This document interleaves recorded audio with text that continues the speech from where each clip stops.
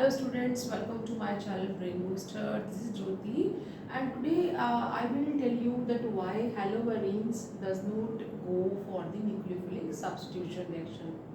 जो कि chemical property हैलोअल्केन की है. हैलोअल्केन न्यूक्लियोफिलिक सब्स्टिट्यूशन देते हैं बट जो हैलोअरेन्स हैं they are not going under the nucleophilic substitution. क्यों नहीं जाते? What is the reason behind it? Let's find it out. So today's topic is that nucleophilic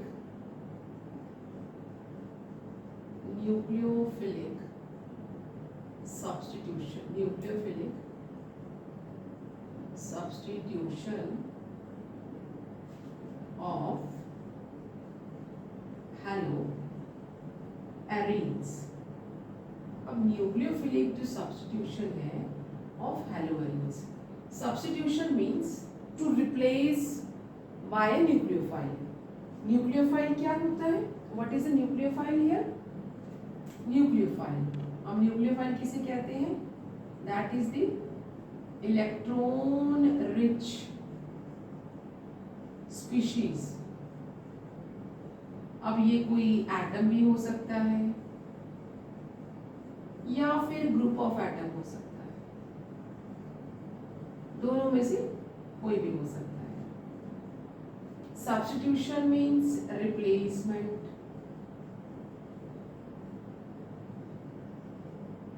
तो nucleophilic of haloarenes. Haloarenes means we are having a ring, aromatic ring with halogen on it.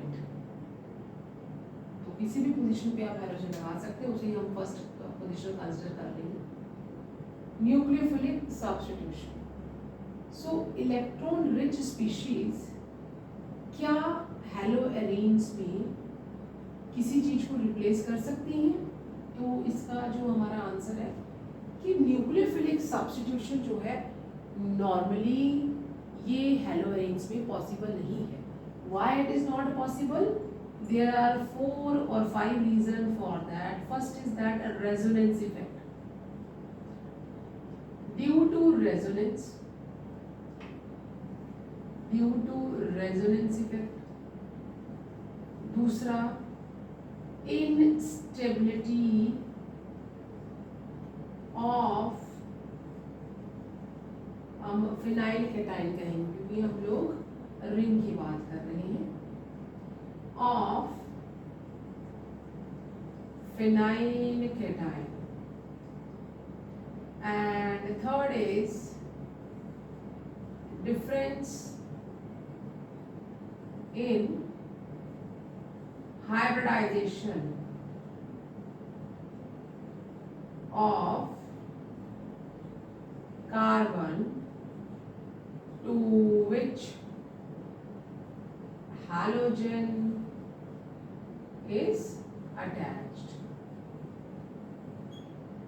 Haloarenes nucleophilic substitution reactions के लिए easily क्यों नहीं जाते या क्यों नहीं देते? There are reasons. पहला रीजन है रेजोनेंस इफेक्ट. दूसरा है इंस्टेबिलिटी ऑफ फिनाइल कैटाइन. तीसरा रीजन है that is the difference in hybridisation of carbon. जिस कार्बन पे हैलोजन लगा हुआ है उसकी कौन सी हाइब्रिडाइजेशन है? इन जो हमारे हैलोअरेन्स है यहाँ पे जो कार्बन है इसकी हाइब्रिडाइजेशन यहाँ पे sp2 है, जबकि जो हमारे हैलोअल्केन्स होती हैं उसमें इस कार्बन की जो हाइब्रिडाइजेशन है वो क्या है? sp3 है. और ये कुछ कारण है जिन कारण ये जो हमारा हैलोअरेन है वो न्यूक्लियोफिलिक सब्स्टिट्यूशन नहीं देता है. तो हम इसे 1 by 1 करके देख लेते हैं. रेजोनेंस इफेक्ट मैंने अपने प्रीवियस वीडियो लेक्चर्स में भी आपको बताया है कि how haloarenes will show the resonance effect. ये हमारा बेंजीन रिंग है और रिंग के साथ हमारा हैलोजन है.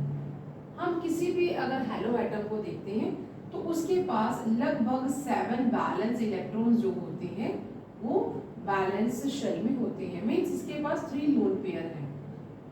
यहाँ पे sp2 करेक्टर के कारण अगर हम देखें तो यहाँ पे s का करेक्टर कितना है 25 और P का करेक्टर कितना है 75% और S करेक्टर यहाँ पे कम है। अगर हम sp2 की बात करें तो S का करेक्टर कितना है 33.3 और P का करेक्टर कितना है 66.6। ये हमें कैसे पता चला?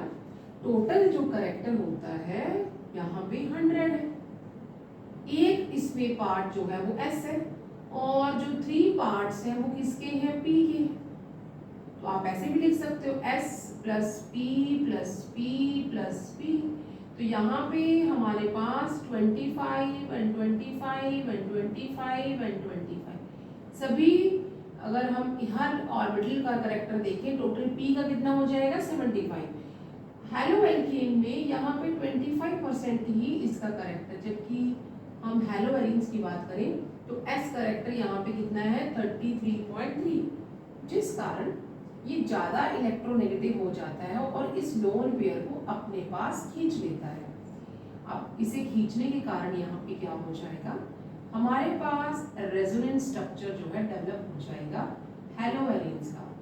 अब जब क्योंकि ये कार्बन जो है ज्यादा इलेक्ट्रोनेगेटिव है as compare to halo alkene due to more s character, तो यहाँ पे पार्शियल डबल बॉन्ड क्रिएट हो जाएगा between halogen and the carbon और हमारी इलेक्ट्रॉन हाई डेंसिटी यहाँ पे हो जाएगी। जब ये यहाँ पे आएगा तो हमारी जो इलेक्ट्रॉन डेंसिटी है वो ऑर्थो पे हो जाएगी और ये जो दूसरे हमारे डबल बॉन्ड है वो एज इट इज ही रहेंगी। जैसे जैसे हम मूव करेंगे हाई इलेक्ट्रॉन डेंसिटी यहाँ मूव करेगी और ये जो हमारे pi orbit electrons they are moving और यहाँ पे जो लोन पेयर है वो भी इस डीलोकलाइजेशन में पार्टिसिपेट कर रही है। तो हमारे पास एक और नया करेक्टर बन जाएगा, दैट इज दी, हम एक और करेक्टर यहाँ पे देख लेंगे। ये तो पार्शियल डबल बॉन्ड ऐसे ही रहेगा और हैलोजन के ऊपर प्लस का चार्ज आ गया है, ये इलेक्ट्रॉन डेंसिटी यहाँ पे आ गई तो यहाँ डबल बॉन्ड आ जाएगा। ये डबल बॉन्ड क्योंकि इलेक्ट्रॉन मूव कर रहे हैं यहाँ पे आ जाएगा और ये एज इट इज रहेगा। इस तरह से हमारे पास एक और रेजोनेंस स्ट्रक्चर आएगा, ये डेंसिटी यहाँ को मूव करेगी और ये डबल बॉन्ड यहाँ मूव करेगा and we are getting one more structure. हमारे पास एक और स्ट्रक्चर आ जाएगा, दैट इज ये डबल बॉन्ड यहीं पे रहेगा, ये यहाँ पे चला गया जो इलेक्ट्रॉन डेंसिटी है और ये डबल बॉन्ड हमारे पास यहाँ आ चुका है और डबल बॉन्ड जो पार्शियल डबल बॉन्ड है हैलोजन के साथ वो यहाँ पे बन गया है। इस तरह से अगर हम देखें तो हमारे पास 4 रेजोनेटिंग स्ट्रक्चर डेवलप हो चुके हैं हेलो एरीन्स की। जिस भी कंपाउंड या मॉलिक्यूल की जितने भी ज्यादा रेजोनेटिंग स्ट्रक्चर होते हैं वो उतना ज्यादा स्टेबल हो जाता है। तो due to resonance halo arenes are more stable. तो हम यहाँ पे लिख सकते हैं ड्यू टू रेजोनेंस क्या डेवलप हो गया है? Partial double bond. जैसे कि हम इस तरह लिख सकते हैं partial double bond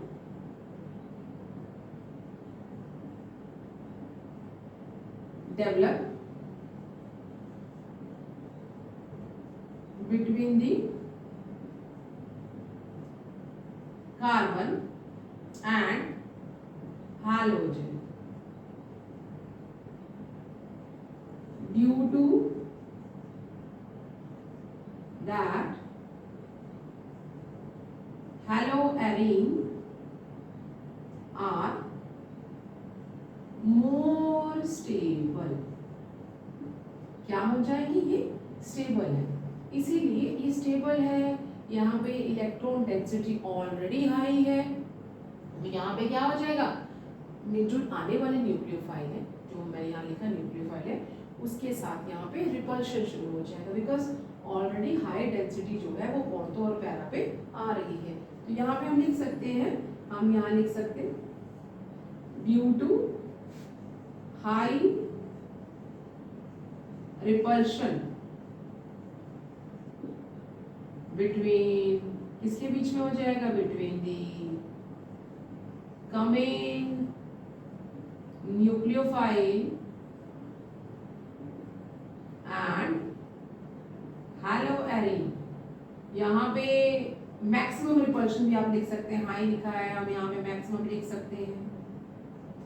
maximum repulsion होगा आने वाले जो न्यूक्लियोफाइल है उसके साथ और हैलोवेरिन्स के साथ ड्यू टू दी रेजोनेंस। ये तो हमारा फर्स्ट जो रीजन है कि why haloarenes are not going under the nucleophilic substitution. First reason is that due to the resonance. Resonance के कारण here we are getting four structure by which it is more stable, so and here the maximum repulsion between the coming जो भी आने वाला nucleophile होगा और हैलोवेरिन्स के बीच में मैक्सिमम रिपल्शन हो जाएगा, जिस कारण जो है हमारा जो हैलोवेरिन्स है वो न्यूक्लियोफिलिक सब्स्टिट्यूशन रिएक्शन के अंदर नहीं जाएंगे।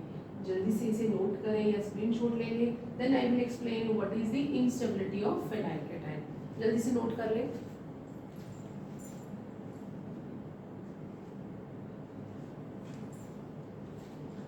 Okay, now I am going to explain the second जो हमारी प्रॉपर्टी है और फीचर है या रीजन है why it is not going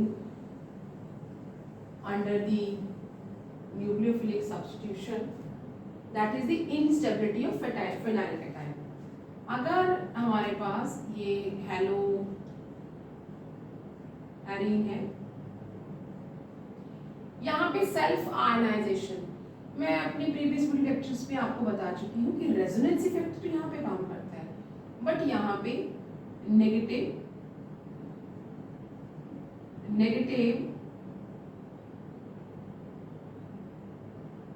what we are negative inductive effect, यहाँ पे नेगेटिव इंडक्टिव इफेक्ट भी काम करता है। नेगेटिव इंडक्टिव इफेक्ट क्या है? ये जो हैलोजन है, halogens are always high electronegative as compare to the carbon. तो ये क्या करेंगे, यहाँ पे जो ये पेयर जो इलेक्ट्रॉन पेयर शेयर हो रहा है अपनी तरफ से पुल आउट करेंगे, और व्हाट वी आर हैविंग, अगर इस तरह से पुल आउट होता है, यहाँ पे नेगेटिव इंडक्टिव इफेक्ट है, मींस सिस्टम से इलेक्ट्रॉन बाहर की तरफ जा रहे हैं, तो यहाँ पे इसके जो हैलोजन है उसके ऊपर पार्शियल नेगेटिव चार्ज आ जाएगा और जो हमारा कार्बन है उसके ऊपर पॉजिटिव चार्ज आ जाएगा, जो कि resonance, due to the resonance क्या हो जाएगा, ये पॉसिबल ही नहीं बनेगा। रेजोनेंस जो है वो यहाँ पे इस इफेक्ट को, भले ही यहाँ पे नेगेटिव इंडक्टिव इफेक्ट जो है वो स्ट्रॉन्गर है, बट यहाँ पे रेजोनेंस इफेक्ट भी है, तो due to both this formation of or self ionization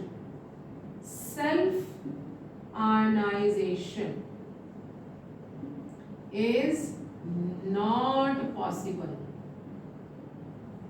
because phenyl cation, वो जो phenyl cation बनेगा, phenyl cation will not stabilise by resonance, वो रेजोनेंस के कारण स्टेबलाइज हो ही नहीं सकता। ये भी एक रीजन है। यहाँ पे नेगेटिव इंडक्टिव इफेक्ट जो काम करता है, बट जो फिनाइल कैटायन बनेगा वो इनस्टेबल होता है ड्यू टू द रेजोनेंस। तो ये भी एक कारण है कि हमारा जो हैलोवेरिन्स है वो न्यूक्लियोफिलिक सब्स्टिट्यूशन रिएक्शन नहीं देते हैं। इसे भी आप नोट कर लें। And then we will go with the last feature, difference in hybridization. Okay, either you can take a screenshot, note कर लिया। So now the third feature is that why haloverins are not going nucleophilic substitution, difference in hybridization। अगर मैं haloalkane की बात करूँ, हम लोग haloalkane की what we are simply doing, ये R हम जितना मर्जी आप एक्सटेंड कर सकते हैं, और यहाँ पे हमारे पास हैलोजन है और इस कार्बन के पास हमारे जो हैलोजन लगा हुआ है। ये कार्बन जो है ये कैसा है, इस कार्बन की हाइब्रिडाइजेशन कैसी है, इस कार्बन की हाइब्रिडाइजेशन जो है वो है sp3। और अगर मैं हैलोवेरिन्स की बात करूँ, हम हैलोवेरिन्स की यहाँ बात करें तो हैलोवेरिन जिसके साथ हैलोजन लगा हुआ है, ये इसकी हाइब्रिडाइजेशन कैसी है? sp2। जब भी कभी डबल बॉन्ड आ जाता है, एक डबल बॉन्ड है तो sp2, दो होते तो sp, कोई भी डबल बॉन्ड नहीं है तो sp3। तो यहाँ पे हैलोएल्कीन्स में ये क्या है? Haloalkane. What is this? Haloalkane. ये हमारा हैलोएल्कीन है and this is the हैलोवेरिन।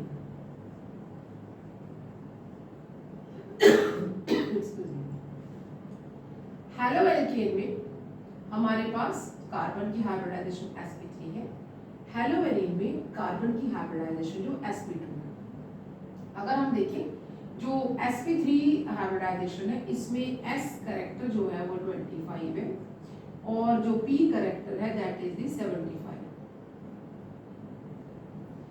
s की बात करें तो यहाँ पे s जो है 33.3 है और जो p है दैट इज दी 66.6%। दोनों में देखें तो जो यहाँ पे s करेक्टर कम है, अगर s करेक्टर कम है तो यहाँ पे जो बॉन्ड लेंथ होती है जिसमें s करेक्टर कम होता है, बॉन्ड लेंथ क्या होगी? लॉन्गर हो जाएगी, लंबी हो जाएगी और इट इज अप्रोक्सीमेटली 177 पिकोमीटर। ठीक है। और यहाँ पे हमारा जो s करेक्टर ज्यादा है तो यहाँ पे जो बॉन्ड लेंथ है means length of bond between C and X, ये जो बॉन्ड लेंथ है वो लगभग 169 पिकोमीटर है bond length. In haloalkane it is 177 picometer but in haloarene it is almost 169 picometer. छोटी हो जाएगी, ये जो बॉन्ड लेंथ है ये छोटी हो जाएगी और यहाँ पे ये जो है ये बड़ी है। तो यहाँ पे बॉन्ड लेंथ छोटी है, यहाँ पे बॉन्ड लेंथ लंबी है। तो हम लोगों को अगर इसे ब्रेक करना है तो जो लॉन्गर बॉन्ड लेंथ होती है it can be easily breakable, ये टूट सकती है। जितनी बॉन्ड लेंथ छोटी होगी उसे तोड़ना मुश्किल है। तो due to the difference in hybridization bond length भी डिफर करेगी। Due to that it is easy to break the bond length of haloalkane as compare to haloarenes. तो हमको लिख लेते हैं ये भी कारण है कि ये जो है सब्स्टिट्यूशन रिएक्शन में नहीं जाता। तो रीजन हम यहाँ लिख लेते हैं due to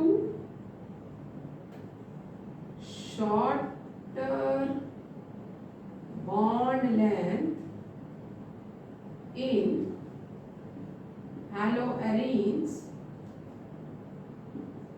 it is not possible to break CX bond easily। तो ये भी एक कारण है, इसीलिए हमारे जो हैलोएरिन्स हैं वो न्यूक्लियोफिलिक सब्स्टिट्यूशन रिएक्शन में नहीं जाते हैं। और अगर इस रिंग के पास कहीं पे भी ऑर्थो या पैरा पोजीशन पे कोई इलेक्ट्रॉन विथड्रॉइंग ग्रुप प्रेजेंट होगा तब ये आपको न्यूक्लियोफिलिक सब्स्टिट्यूशन रिएक्शन दे सकते हैं, जो कि हम नेक्स्ट वीडियो में डिस्कस करेंगे। आज इस वीडियो लेक्चर में हमने सिर्फ ये डिस्कस किया है कि नॉर्मली जो हमारे हैलोएरिन्स होते हैं वो न्यूक्लियोफिलिक सब्स्टिट्यूशन रिएक्शन क्यों नहीं देते। तो there are the reasons, due to resonance effect ही नहीं देते या इंस्टेबिलिटी ऑफ फेनाइल कैटायन और डिफरेंस इन हाइब्रिडाइजेशन। जितनी ज़्यादा छोटी हमारी बॉन्ड लेंथ होगी उतना इसे ब्रेक करना मुश्किल हो जाएगा। लेकिन अगर कोई इलेक्ट्रॉन विथड्रॉइंग ग्रुप रिंग में प्रेजेंट होगा तो रिप्लेसमेंट या सब्स्टिट्यूशन जो है वो इजी हो जाएगा। We will take that lecture in the next video. अगर अभी तक अपने चैनल को लाइक शेयर और सब्सक्राइब नहीं किया है तो जल्दी से चैनल को शेयर करें, लाइक करें और सब्सक्राइब करें। मिलते हैं नेक्स्ट वीडियो में। Till then you take care.